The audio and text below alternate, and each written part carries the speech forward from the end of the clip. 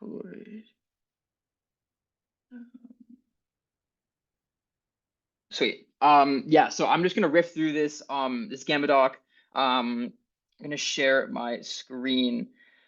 Basically going over everything to do with cold email and just outbound sales copy in general. I found, obviously a lot of us in here do cold email.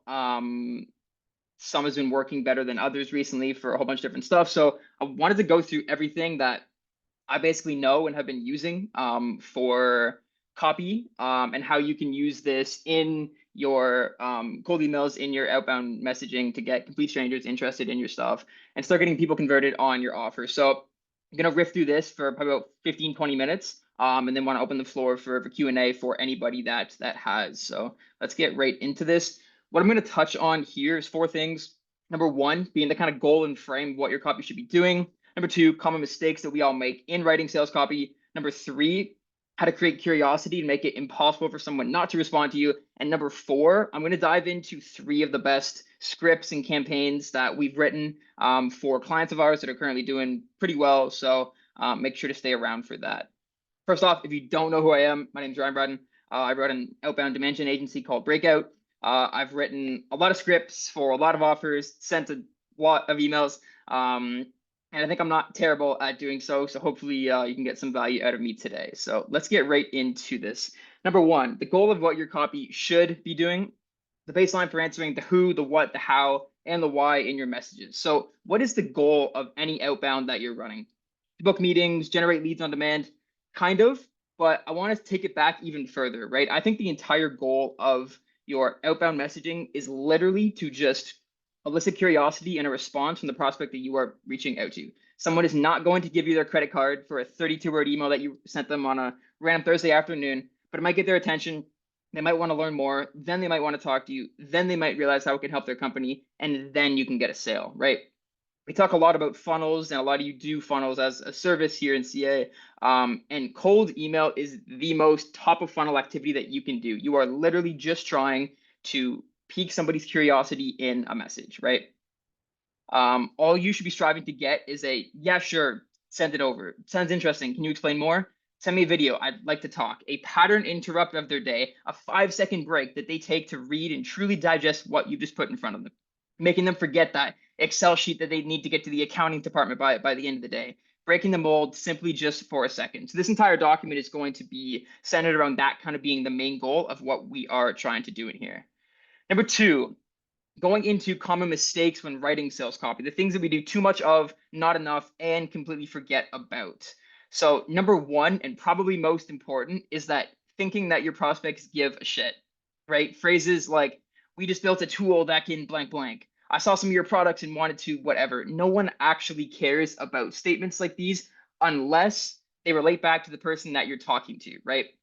The leads that you are reaching out to have one interest and care in their minds, and it is themselves. There was a great call from David that I was on a few weeks back, and the whole premise of it was how to sell into an organization that's not the founder. It's not the CEO. It's, maybe a bit of a bigger company, and you're talking to a fucking marketing manager, and you have to appeal, to their self-interest. Are they trying to get a promotion? Are they trying to just make their job as easy as possible and clock out at 5 p.m.? These are things that you should take in mind when you're writing copy, when you're building lists, to understand kind of where in an organization you're selling to and what their kind of core desires are, right? So it's best to operate under the mindset that your leads could not give a single shit about what you're selling, because they don't.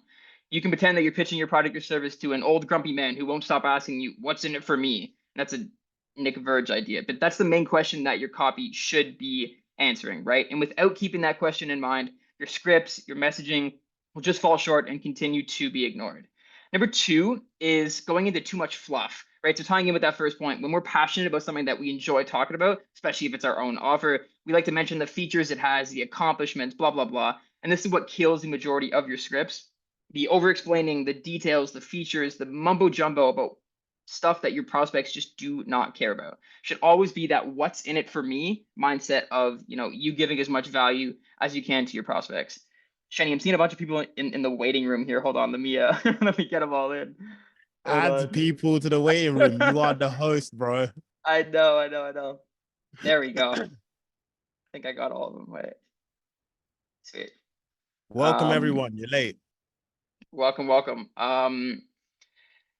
Yeah, with that being said about, being to the point in your scripts, that doesn't mean that longer scripts can't work. They definitely can, but that 100-word email needs to be, more. It needs to be deeper. It needs to entice the prospect more than your 30-word script does without losing attention, confusing them, and making it easy to skim through. The reality with outbound messaging, mainly kind of talking about cold email here, is you have probably 1 to 2 seconds to hook that prospect in.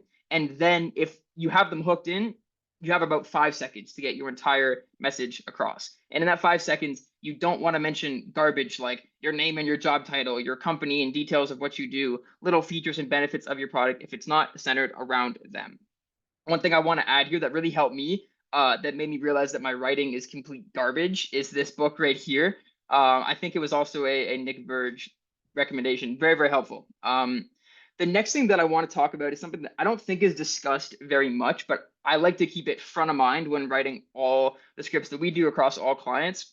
And it's not understanding friction and costs in messages that you're putting out to people, right? So in outbound, it is always going to be you having to exert more energy to achieve the result that you want, which is normally a booked call, than the prospect that you're reaching out to. It is you coming to them. So that means that you have to bring something to them that is valuable enough for them to stop whatever it is that their boss is getting them to do and that they make a livelihood on. Give genuine consideration to what you're proposing, use precious brain power to craft a message to your response, and take time out of their day to meet with a complete stranger on the internet. Do you see how much friction that there is on their end in doing this? This means that the only way you're going to be able to book a call with somebody is if what you're offering is so valuable that these people will endure these 4 steps just to hear you out, right? So now do you see the importance of a good offer, providing tangible outcomes, building a good list? Because this is what is actually going on in your prospect's brain, right?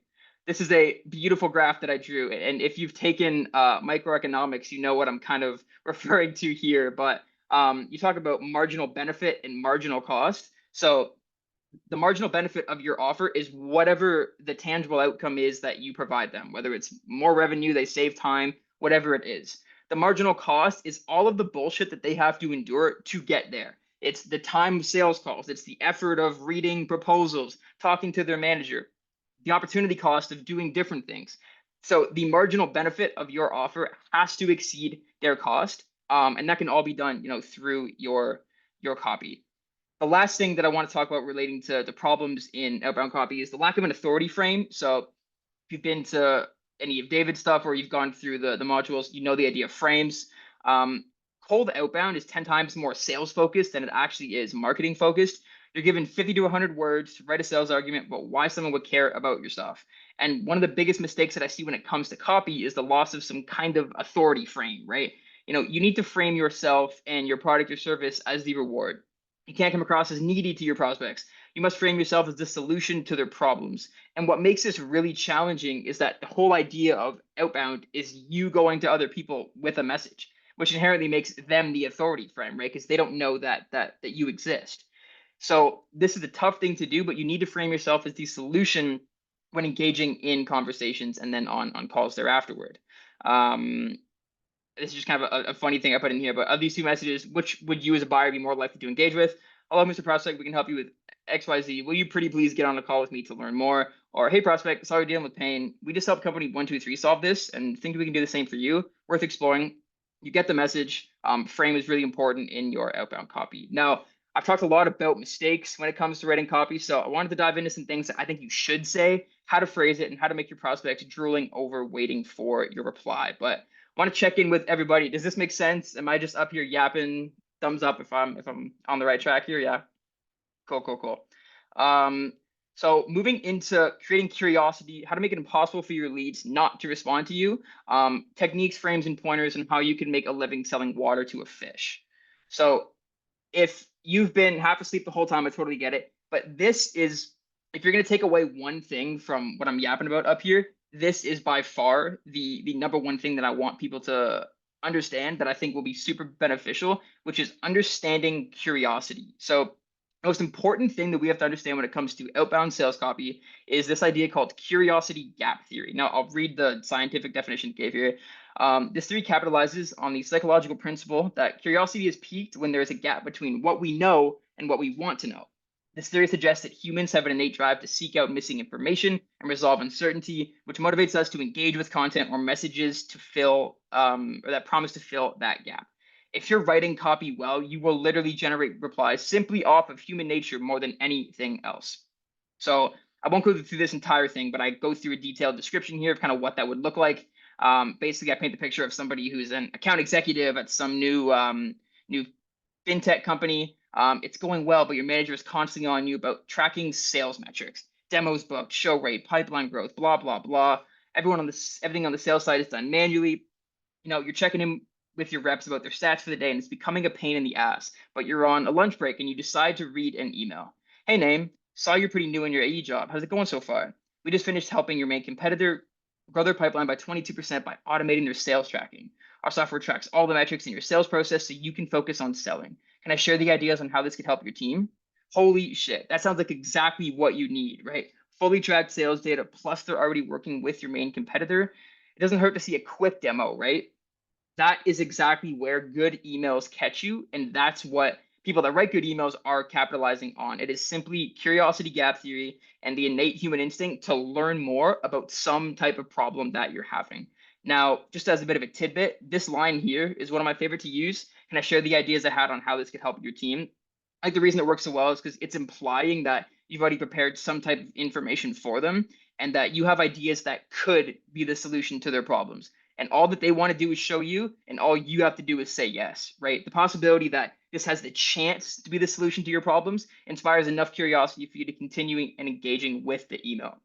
Now, something that Daniel talks about, which I also love a lot, especially with outbound, is that it's a good idea to pretend every person you're sending messages to automatically thinks that you are a complete scammer on first interaction. They don't believe a word you say, and it's literally up to you to instill trust and belief with them with social proof, with assets, with the copy that you write.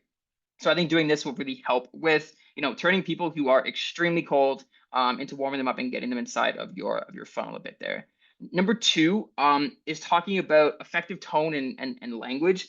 I think one of the biggest advantages that you have in cold email is that it doesn't sound like an ad, right? Like if I'm pulling on somebody here, Braden, can you remember the last 3 advertisements that you have seen, whether it's on social media, whether it's out in public, whatever it is? Did you say my name? I did. I was Yes. saying, Pay attention, big man. Yeah, you asked me what. I just didn't know if you said Braden. I didn't hear that part. No, yeah, I do not remember the last 3 ads that I've seen. right.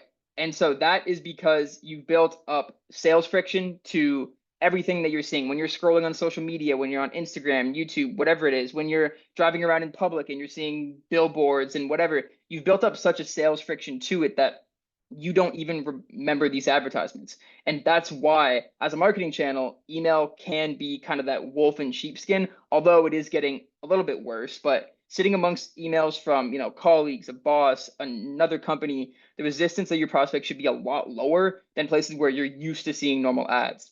But this only works if your emails don't sound like a freaking ad yourself, right? So one of the highest leverage points of cold email is that there is a reduced sales resistance compared to every other marketing channel. But that's only if you avoid saying things like, hey, my name is Ryan Bryden from XYZ company, and I was reaching out because blah, blah, blah. John, have you been struggling with pain point recently? I think of the stereotypical infomercial voice actor with this one that you never want to say in a cold email. Hey, reaching out because I wanted to introduce you to blah, blah, blah. It all sounds like the typical kind of cringy ads that you hear, right? Your biggest advantage in using outbound channels is the reduced sales friction that you have in the inbox compared to billboards, compared to social media ads where you're used to seeing this. So use that as much as you possibly can. Kind of relating to this as well is try not to sound like the freaking Terminator. For some reason, it's pretty funny, but there's a small percentage of the population that will automatically think that the email that you sent them is from some sketchy AI machine whose sole purpose is to hack their company's data and ruin their lives. So some things that we do and that my inbox manager will do for cold email stuff that will really help kind of make a more human-like connection. Connect with them on LinkedIn or some other social media channel right after they respond to you. It instantly just puts a face to whatever message you're sending them. I like to use non kind of corporate-y and sales language in your replies. Don't capitalize things properly. Use short forms like THX for thanks and let me know, and use exclamation marks and things that will try to show that it's a human responding to you and not some kind of robot. And then you can also do some kind of research on your prospects, just to make sure that you care and that you know what you're talking about. Now, all this is an extra step, not 100% necessary to copy, but I just think building trust is the main thing that you're trying to focus on. So just a few things to kind of touch on there. And lastly, and maybe the thing that most of you might be interested in, is a few examples of our best performing scripts, best performing campaigns. So I just pulled a few notes. One thing I do want to say about kind of copy in general, especially when it comes to cold email stuff, your copy is only as good as your list is. Your list can be completely spot on, but it's only going to be relevant to a certain persona. So what works for a SaaS marketing manager isn't going to work for the owner of a plumbing business. So your list matters over everything. If you mess that up, your copy will be completely irrelevant. So just kind of keeping that in mind as I go through these examples, that these aren't the holy grail and you can't just kind of copy and paste them, because they're for one kind of audience. So the first one that I'm going to touch on here was actually to a mid-market software companies, and we were pitching an AI SEO offer. So the client of mine I was working with has like a really good tech background. He built this cool SEO tool. So the offer was, it's an SEO tool that finds high intent keywords in your niche and ranks you first for them for 30 to 50% cheaper than your competition. So what we actually did is we used his tool we were selling to find the keywords of every single prospect and their companies that we reached out to. And then we just literally embedded that right into the email and sent it over to them. So I'll go over what we had here. Let me zoom in a bit. So it would look like this. It would be, hey, Michael, does your team have anything to put towards Google Ads right now? We can help you achieve a ranking of #1 in your industry at 30 to 50% less expensive than your competitors by using targeted keywords. Here's a strategy for keywords my team has crafted for you, tailored to your website. And using his tool, it's pretty cool. We can pull the ad group, the monthly searches from it, and then 3 keywords for each of them. And we just fucking blasted this off to a bunch of people. And so this kind of shredded, here was someone from their company kind of booking in there, but using a few things that I've talked about in this doc, I want to dive into why this might have worked. #1, curiosity gap theory, right? A bunch of replies that we had gotten from people was literally saying, like, how did you come up with this? Or is this AI? Which it partly was. But when you pull up some kind of data like this, when you're writing copy like this, the biggest thing that pulls people in is the mystique of like, holy shit, like, what if this guy is presenting me something that could actually change my business, or get me promoted or make my job 10 times easier? And so that pull in of people wanting to learn more was the biggest thing that drove the results that it did for us. And then since it was pretty AI heavy, what we did is we added a PS in the bottom that just said, PS, I'm Christian. I worked as the lead growth engineer at Headspace when we scaled to over 1 million customers, currently focused on helping early stage teams build growth engines, basically just trying to show some human connection, and that we didn't just do some crazy AI scrape on their company, just trying to show that we're humans as well. This video, I kind of go over the entire thing if you're ever interested in taking a look at that. #2 example, this is actually the oldest client of ours. We've been running stuff with them for like, I think 7 to 8 months now. Their product is like a PowerPoint plugin. And the copy we use is pretty dead simple, I'll be honest. We go, hey, name, saw your role in creative and marketing, wanted to show you this. We've helped the branding team at Starbucks these last few years to create presentations and visual pieces 100 times faster using our AI presentation platform. It's sort of like if PowerPoint and ChatGPT came together to help you build stunning decks in minutes, save 1,000 hours a year, tell your brand story better.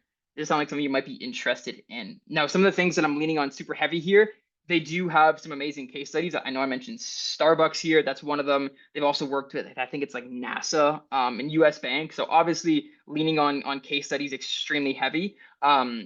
With a product like this and trying to sell software, I'm also trying to lean a lot on visuals, right? So in all of our follow-ups, we offer to show them a deck of their company, show them visuals. you know, being their role was in creative and marketing as well. So, you know, since the product that we're trying to sell is heavy on the visual aspect, that's something that we're trying to lean on as well. One of my favorite lines that I like to use in a lot of stuff is using "it's sort of like blank."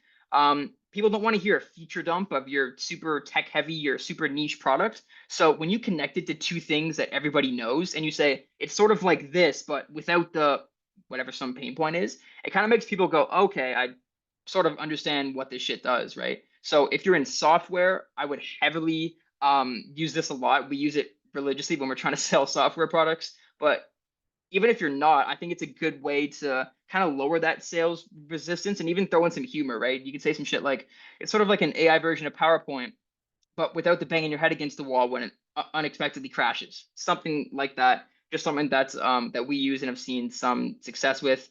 Here's another version of the variant here. Same kind of idea. Just trying to leverage as much as we can that to just show this to people. And I think that's being aware of the product, the service that you're trying to sell here. And then here's just a few replies. I can drop this document in the description of just some of the meetings that we booked from it. Last thing I got for you guys is a TikTok offer for ecom brand owners. If there's a few guys that sell into e-commerce here, you guys know how freaking hard it's been in the last few months. If your emails suck, you will definitely be told so. So we had a client of ours selling like a content TikTok offer. We did, I think, like 40 demos. They added like 12K MRR in like 2 months, and it was using this exact script right here, and it's pretty dead simple. So what we'd say is this: we go, hey, name, I was on your site and thought your product would be a hit on TikTok, but saw you didn't have much traction there yet. We've been helping, blah, blah, blah. There's the offer. And then I follow it up by saying, I had some viral video ideas for your team I wanted to share on how we can help. Can I send them your way? So a bit of background info. We were targeting pretty small ecom brands, social media managers, founders, marketing managers, and things like that. What we did with the list is I take a list and throw it into Clay. And then I ask for if the company's TikTok page had over 1,000 followers or under 1,000 followers. If it was less than, that shows that they don't have much of a presence there yet. So those were valid for us. If it was over, we just ignored. Again, this just shows how important the list is and that the list will write your copy for you, right? Because this allows this first line of, hey, I thought your product would be a hit on TikTok. Saw you didn't have much traction there yet to make sense. If we sent this to a brand that had 50,000 followers on TikTok, it's completely irrelevant. It's useless, right? So although the offer being good, I think this works because of one simple reason, and it's this line right here. I had some viral video ideas for your team I wanted to share on how we can help. Number one, there is zero friction from the prospect on their end. This is the whole idea of why good lead magnets work. They don't have to do anything, right? If assuming that virality for their product is some sort of a dream outcome, they don't have a reason to say no to this at all unless they think there was some scammer. Number two, because we have some tangibility to go off in their copy, we know that they have a low TikTok following. That's an objective fact. They probably know that TikTok marketing can work for their brand, but you know, they haven't gotten around to it. They don't know how to do it. They see their competitors doing it, blah, blah, blah. One thing to add, I like to always search for, you know, statements where you can say things like, I noticed that you blank, as long as they're relevant to your offer. You know, by mentioning the low TikTok count that they had, I think when you pull the video ideas in, it just makes a lot of sense because they have to think, you know, shit, maybe I am kind of slacking off on my TikTok. And by calling that out, it just makes things a lot easier for you. Lastly is curiosity gap, right? Like the whole thing that this variant's pulling on, and I think why it worked so well, is the idea of these brand owners thinking to themselves like, huh, you know, what if this random dude in my email inbox gives me the best ideas that I've ever seen and my brand blows up because of it, right? And those are the main things that you're pulling on. Try to pull as much curiosity in your messaging as you possibly can. That's all I got for you guys. Thanks so much for hearing me out over here. And any questions about this, about cold email in general, would love to pop in. Appreciate it. What up? What's up, Dave? That was awesome. Thanks, dude. Appreciate it. Sick presentation. Thank you, man. So this is my question for you.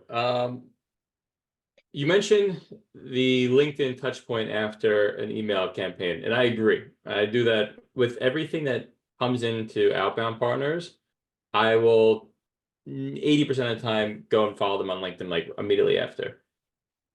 Are you doing that also with your clients?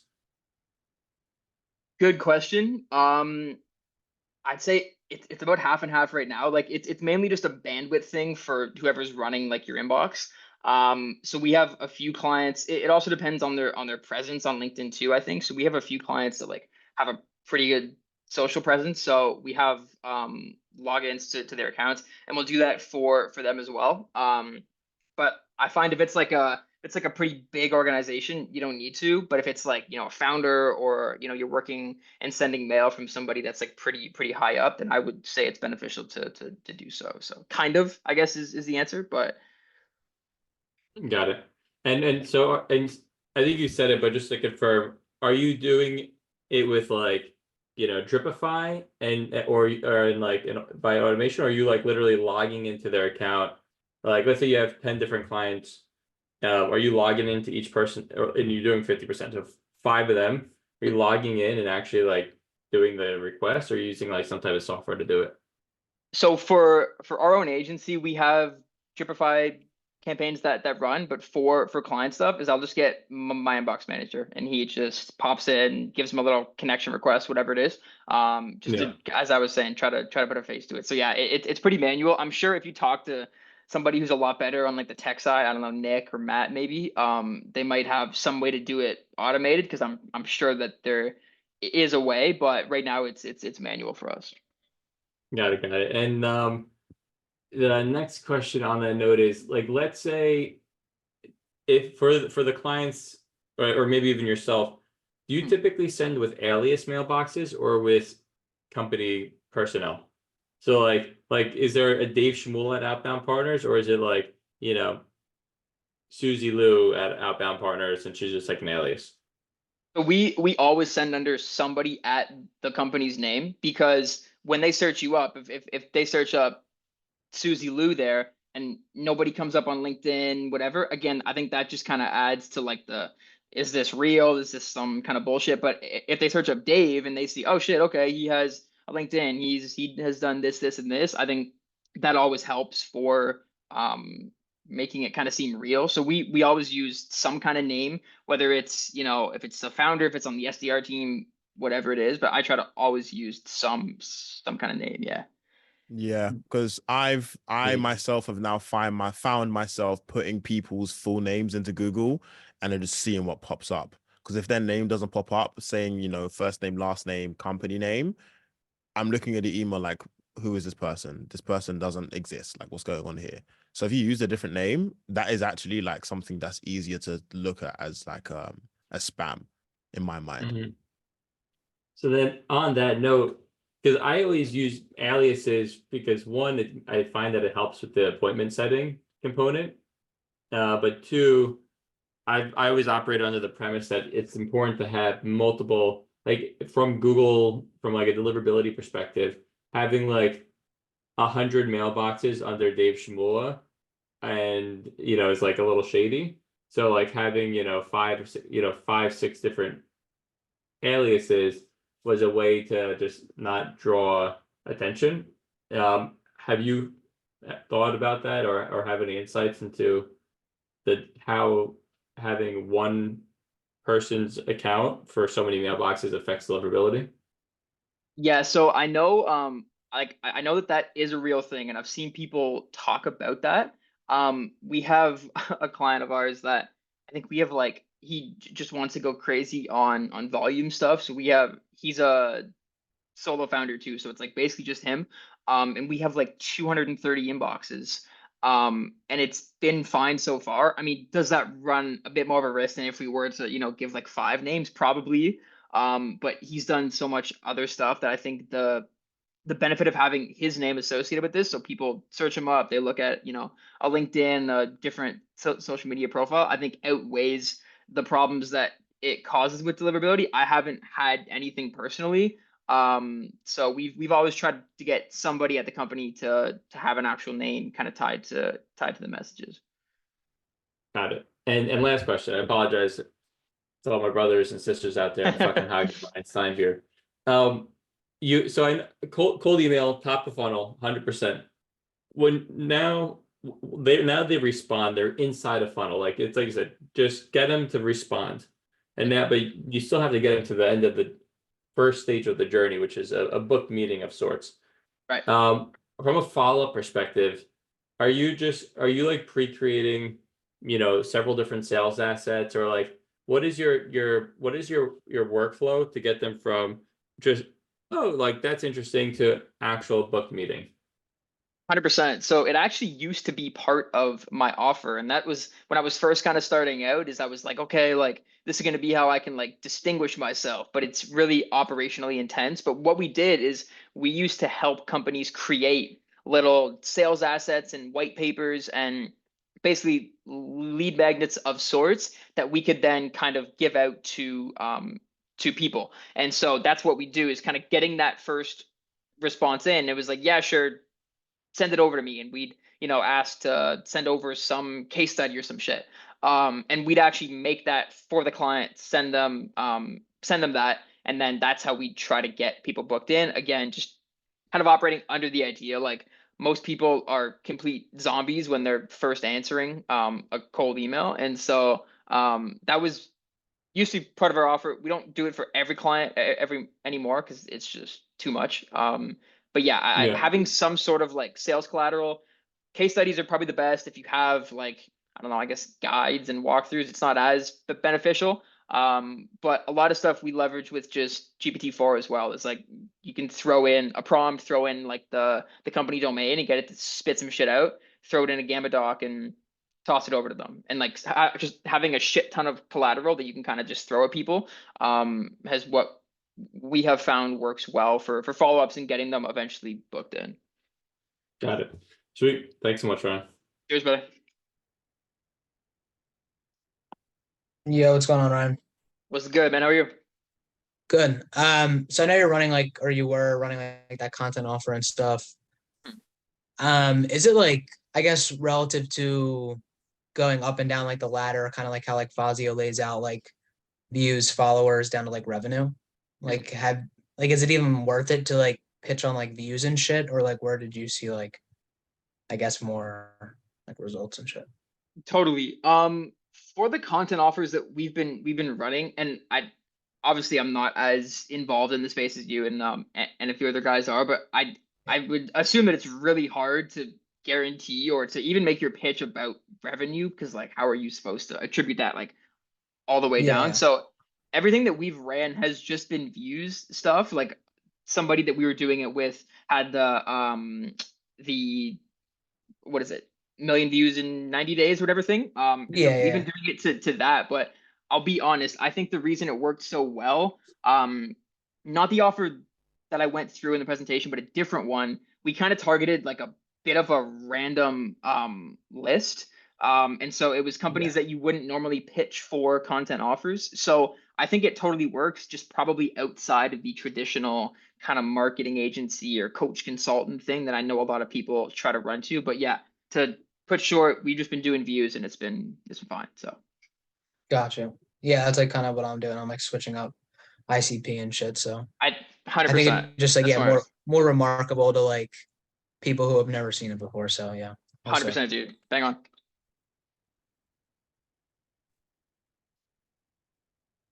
think I'm next. Robin, what's going on, bro? Good. How are you? Good, man. I'm good. So, basically, I think the process, or my question is, how you come up with offer ideas or lead magnets, basically, that you push in the cold emails. I find it like very hard to, not very hard, but it's always like a new process to come up with something that you're pushing in the cold email. And I'm a guy who loves to kind of standardize or get a process out around that whole thing. But like, I don't know, I had like my troubles coming up with that, like just finding a structure, how like, what could be a service-based lead magnet? What could be a pay per results thing, pay after you get results guarantees? Like, is there a process that you follow to basically, quote unquote, get to something that you can actually push through cold emails? Because everything I saw from LinkedIn from like Eric Nowoslavsky, the Bijon Henry guy from Navrio AI and all the other guys, they're just like talking on the meta level. I'm just like, what is the actual process like look like? Like, how do you get it? Totally. Question, is this for your offer or for clients or both? Not for my clients. I also run cold email. Yeah, sorry. Right. So it's for clients, sorry? Yeah, sorry for my clients. Yes. How Got when it. you work with a client, how to come up with one? 100%. So great question, by the way. One thing that I've started to do is it's actually in our onboarding process now is we have like a question in there that we get them to fill out. And it's basically saying like, hey, do you have any sort of, I'll ask if they have lead magnets of their own that they use in different outreach at the company, or like, do you have any kind of like sales collateral that you can give away? If they have, great. What you'll find is a lot of the times it's just garbage. Like it's like a little like 3-page like PDF or some fucking shit. It's terrible. So what you can do and what I'd probably recommend doing is literally go into GPT-4. And what I'll do a lot of the time is I'll go and like I'll give my client's name and I'll give like the prospect that just responded or whatever, and I'll basically just ask like, hey, can you give me like a detailed breakdown on 3 reasons that company A, which is like your client, can use their services to help, and then whatever the prospect that just responded. And you'll find like a lot of the answers, some will suck, but a few might be like, oh shit, that's actually a pretty good idea. And you can kind of get ideas of like previewing the service almost. Like if your client does, I don't know, let's say they have like a software tool or some shit, you can kind of like preview like, hey, like, and just throw it into a Gamma doc or something, and then send that off to them like, hey, like it's almost like a, if we were to work together, here's how this would kind of look, blah blah blah. And so that's what I normally do. But if your client has something that they normally use, would definitely just do that. And then anything kind of case study wise would also just kind of templatize and try to throw off. Does that kind of answer the question? Kind of like, yeah, it's already something what I'm doing. I just like Okay. thought that maybe you like literally have like a streamlined process, like step 1 do this, step 2 do this, like Yeah. I don't know, but like winging it kind of. So it's like Kind hard of to like come up with it's something. totally. It was funny. I was talking with Dave yesterday, and I found out I am the most like unstreamlined and like systemized person. So I think it's tough in something like this, especially because like if your clients are in different industries, whether they sell a product, whether it's a service, whether it's a platform, like it's tough to kind of streamline what a lead magnet would look like for them. So I think you just kind of got to be a bit creative. If I come up with something that's like, hey, we do this and then this, I'll definitely toss your way. But for now, nothing too like dialed in. But Okay. Thanks, bro. of course, cheers, man. Zach, what's up, brother? Yo, what's good, Ryan? This was fire, by the way, bro. Thank you, man. I appreciate it. Yeah, this is awesome. So like with ecom, email Yeah. marketing, of course, my own offer. Yeah. I've been playing around, like I definitely want to get more into like GPT, like website scraping with Clay. Like I've used it in the past. Mhm. I personally in the past haven't noticed it being like that much of a difference, but that was like, 6 months ago. Yeah. Now, do you feel like GPT and like looking at their website scraping, do you feel like that's like the move for ecom versus just what I'm doing now is like sending like super like one-liner, um, very simple, no personalization and going for more like a personalized like sales asset approach? Like, what do you think? What's the move from ecom right now? Totally. So it's funny. I had a client and they do email marketing and CRO for brands. And I went Yeah. into it, I'm like, I know this is gonna be a pain in the ass. And Yep. so what we did for them is like I was gonna go down the super Clay heavy and do a bunch of fancy shit route, but I know this probably isn't the best answer, but we sprayed a lot of volume, and the call to action was always just like, I had 3 ideas on how we can improve this flow. Can I send a 1-minute loom your way? And I think we did like, I don't know, like 4 or 5 calls in that first month. The only thing I would say, and what you can do if you want to go down like the Clay route, there's a guy on Twitter. You guys probably know him, Cold Email Chris. I think it is. He's really good. And one thing that he went over once is he used like a Clagent prompt, and it was basically just like, it was like, give me 3 email marketing ideas based on, and then he'd put in like the company name. And so in that first email, it would give them like 3 email, I guess, like ideas of what they could do, and it's personalized to every single person. And he was saying that that kind of cooks. So that could be something that you could try if you do want to go down the AI and Clay route. But it's tough out there with with picking ecom right now. So yeah, dude. Yeah, for sure. I was literally thinking of cold email Chris, like hit that I know Yeah. exactly what you're talking about. That's Right? like, Yeah. it's like, do I spend all the time? Like, it's not that hard, but it's just like a ton of extra effort when I could just go buy more domains, and just like continue like pumping out sales assets. Um, do you have any like, I obviously ecom is like not great, but do you have any like KPIs that you try to hit for like number of prospects or number of emails sent per booked call, or at least like positive response, like what that generally looks like? So I'm not just like completely shooting from the hip here. Totally. So I'd say it's really dependent on the industry and the offer. But like, just if I was to kind of group everything together, like for us, a campaign is like good if we're doing probably like a booked meeting anywhere between like, I don't know, maybe 1,000 to 1,500. I think there's some offers that we run where it's probably more like 2,500. We have a few that we run where it's probably like a booked meeting every 300, 400 emails. But I think if you're anywhere from about 1 to 1.5, or even like 1 to 2, you're probably fine. And if it's a bit more than that, I wouldn't stress it. Yeah, that's kind of like pretty vague baseline. But for email marketing specifically, like if you're 1 every 2,000, 1 every 25, like I don't think it's a big deal. It's probably pretty normal. So Yeah, got you. Is that prospects, or is that like emails sent? sorry, yeah, that's email sent. Email sent. Okay. Hmm. Awesome. Yeah, that's perfect. Yeah, no, I appreciate that. I'll definitely go kind of check some of that stuff out. Definitely been on the tail end of the higher end of the, that ratio there. So Of course, definitely some things to look at. Appreciate it, bro.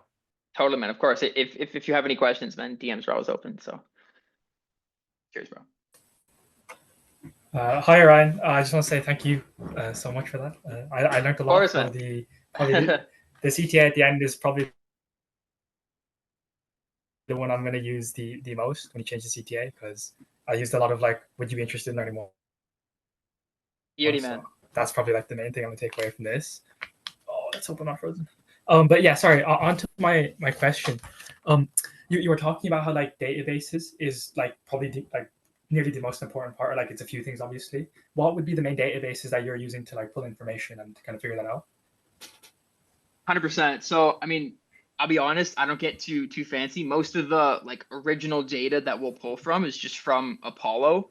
What we started doing recently is I'll pull from Apollo, then we'll bring it into Clay, and then I can kind of fine tune some stuff, because Apollo data is good, but sometimes the list won't be totally accurate. You'll find if you're grabbing leads from a certain industry, they won't all be in that industry. And so the messages that you're sending because of it can be a bit off, but mainly if you're pulling from Apollo, it's the cheapest, and it's pretty good quality data. So yeah, we just pull from there.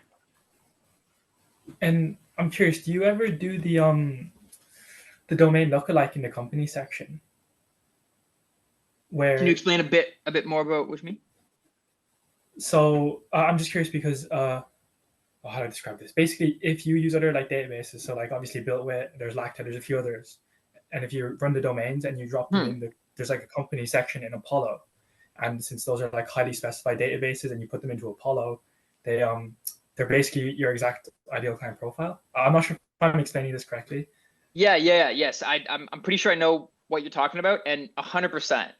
One thing that we'll kind of do is if a company of ours has some kind of client base, we'll take all of their domains and we'll put that into Apollo. So they obviously are targeting companies like this, and then based on industry filters and tags, you can kind of see more companies like that. What offer do you run again? I'm running lead gen, so this is a for a Okay. client. Beauty. Yeah. No, So, dude, yeah. So take their client base right now, or take, you know, 3 of like their best clients. You can put that yeah, into Apollo, like their actual company, and you'll see, you know, the tags of them, the head count, blah blah blah, and that should give you a better sense of, you know, companies that they've done a good job for, and if they're trying to look for more companies Yeah. like that. So I'd say that's probably the easiest thing that you can do to get like pretty dialed in results, and it shouldn't take you very long. It's pretty simple, right? So gotcha. Okay, I appreciate that. And just to like course. another kind of question, of do course. you run off meetings booked, or do you run off meetings showed, like for your offer? Yeah, so we do like qualified meetings booked, which Okay. is a pain in the ass. I'll be straight Yeah, up. It's a That it's was, a that was what I was gonna oh, say. yeah, like the only thing I would say, and what I've learned from Matt Lucero has helped me a lot with this, is like make whatever you guys deem as qualified to be like completely black and white. So for example, what we do now Yeah. is, before we launch a campaign, is we'll just send the list of that we're going to send to over to the client, and we get them to like basically go, Right. yes, Okay. this is fine. If a lead comes from that list, sorry buddy, you're billed for it. You know what I mean? So It's not my, yeah. No, I could see how that, because yeah, no, I'm just wondering because it's happened to me, and I'm like, okay, totally. oh, this is It this is yeah. so much fun. Yeah. And sorry, this Yeah. is just final question, if Of that's course. okay with you. Of course, dude. Do you run like any sort of like site tracking for yourself or your clients at all? So like retargeting, where when they visit your site, you have some sort of code and you just do all that kind of like fancy stuff in the background. Yeah, not really. Like if the client that we're working with kind of knows how to do that, and they have a bit of a background in that, and they want to run it, they can. But like, you know, as a service wise or anything, not really what we have in our bag. Although I could see it being pretty beneficial. So I mean, might be something to look into, but personally, we don't do it now. That's amazing. That was my last question. Thank you very much, Ryan. Cheers, That my was man. an Of awesome course. presentation. Appreciate it, bro. Sweet. Okay. So, most people look like they've had their questions asked already. Joel, Theodore, Taylor, any questions on you guys' end? No, nothing from me. That was dope. That was really Nothing for me, useful. man. All clear. Boys. I guess maybe one quick question was, you know, you're working with startups. Are there any type of startups that you don't work with, like ones that like, you know, you kind of just stay away from, where it doesn't work or just not as impactful? Or Good stage? question. Probably. Yeah. I'm trying to think. Like, to be honest, I think I've gotten kind of lucky with the ones that I have worked with. A few of them have been like great. Ones that I wouldn't work with, I don't know. I like, maybe if it's like a first time founder, or if this is like their first kind of thing, maybe that's something you'd kind of want to stay away with.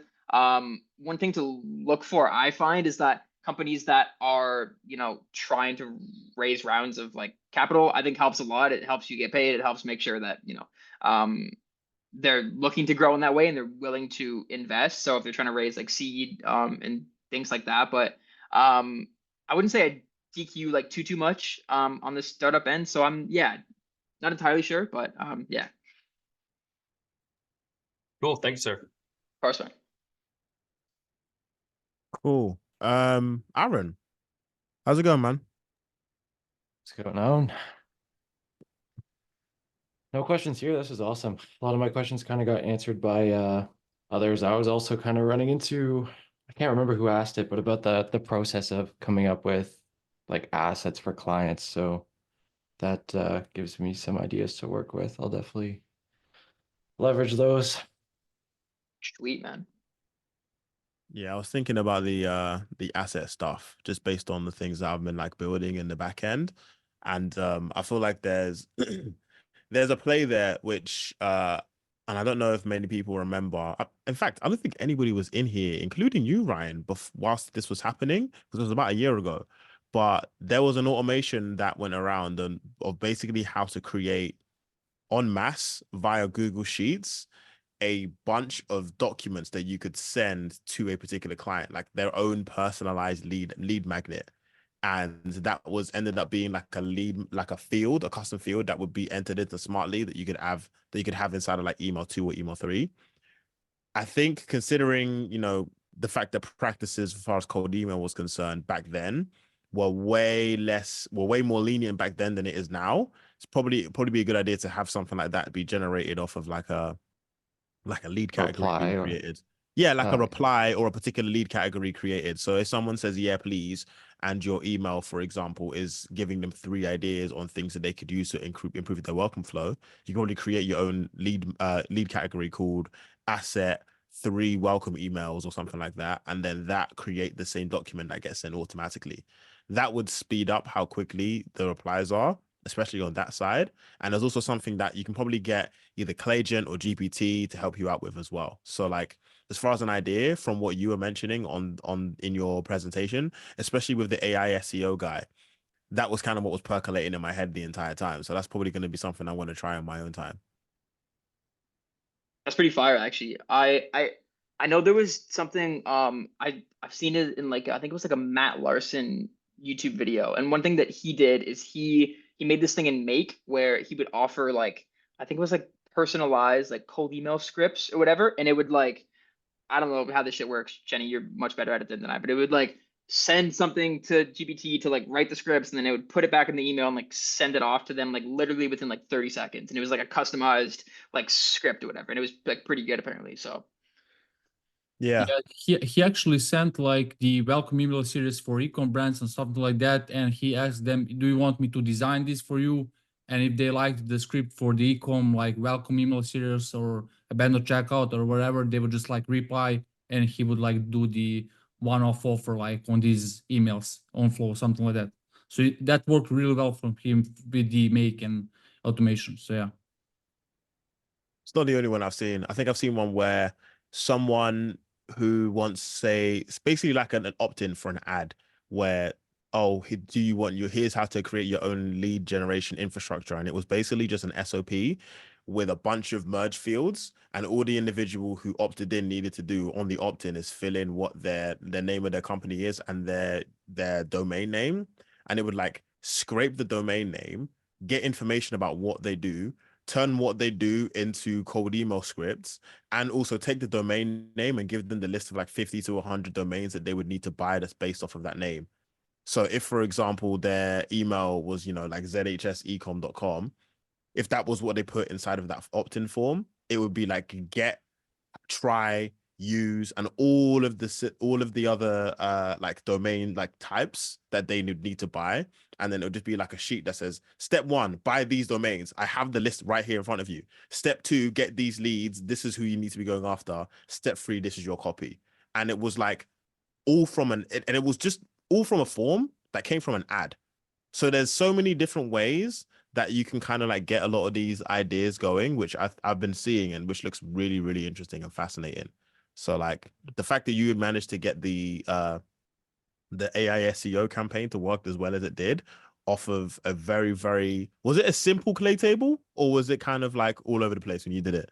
no, it was pretty fucked because like I got because I got a lot of help from the guy because he had like a crazy background in it. So he was making calls to a bunch of this shit and it was like pulling all this data, but it was sick though, and it like cooks pretty well. So it's cool. Okay, so he was probably doing a bunch of like posts and get requests and stuff like that to make it work. Yeah. That's pretty sick. I think if you can, I've noticed this as well. I feel like most companies that do some form of lead gen or marketing in that kind of sense are slowly starting to morph into software companies because all of the hype is like AI and all that good stuff. So if you can make all of this, if you can make email and cold outreach and ads and that kind of stuff work in a way with what's currently out there and start imbuing like intent and stuff like retention.com and all that kind of nonsense, you'll probably end up with like a crazy, crazy set of results compared to everybody else. Facts, yeah. But yeah, man. Does anybody have any final questions for Ryan? All right. So I got a quick one here. I know you said in a lot of your scripts, PS, if this isn't of interest, reply no and we'll take a hike. Do you like always put that in there? And like, I have a lot of like one-liner, like it looks like it's typed out, like sent on an iPhone. Like, would you still put that in there, or do you always do that? I do it on like I'd say like 80% of my scripts. Like if I'm trying to sell into something that's like really corporate-y or it's like some like big like enterprise company, sometimes I don't. But like I always find it just helps. Like it just gets people like less angry. You know what I mean? So like True. it's not gonna like make or break anything, of course, but I don't know. I think it's just kind of fun. And then you'll get people just responding no. And then what you can do is in Smartly you can make like the I forget what it's called, like the Intelli categorizer, whatever, just like pick up on that. So it'll like categorize all of it for you because they'll just be saying no, right? So it just makes that easier and then it just makes people less angry at you. So Nice. One Okay. one thing we've been doing, and a friend of mine actually suggested this, is doing like industry related versions of those. So one of our clients is actually in e-com, and I think the one we used was like if you want to opt out, reply cart and we'll abandon this conversation or something like that. that's fire. And just like adding humor to it in the industry makes it seem relevant, and then also they end up laughing and you're in their good books. There you go. It's beauty. But GPT's been firing those up for us. That's sick. I have a quick one, last one. Of course. So have you ever used like Expandy and Dripify like for yourself or especially for clients? Yeah, so I use Dripify for myself, and then I have like I think 2 clients that we run LinkedIn stuff for as well. Yeah, so a few, but But did you create like different accounts for? Because I think Dripify doesn't support like multiple users in one account, right? correct. Do you I create believe like so we actually don't.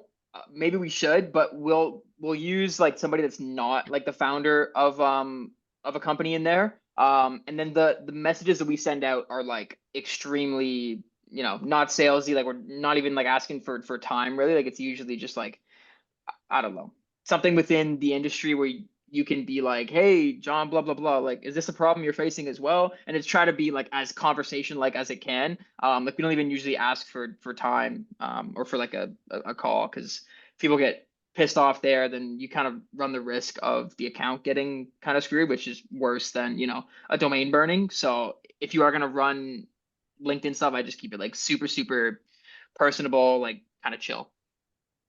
yeah, and like you log into the client's LinkedIn account, like you need to authenticate kind of stuff, right? Yeah, correct. Yeah. Okay. Cool. Thanks. Of course, my guy. Sweet. All right, guys. We'll call it here.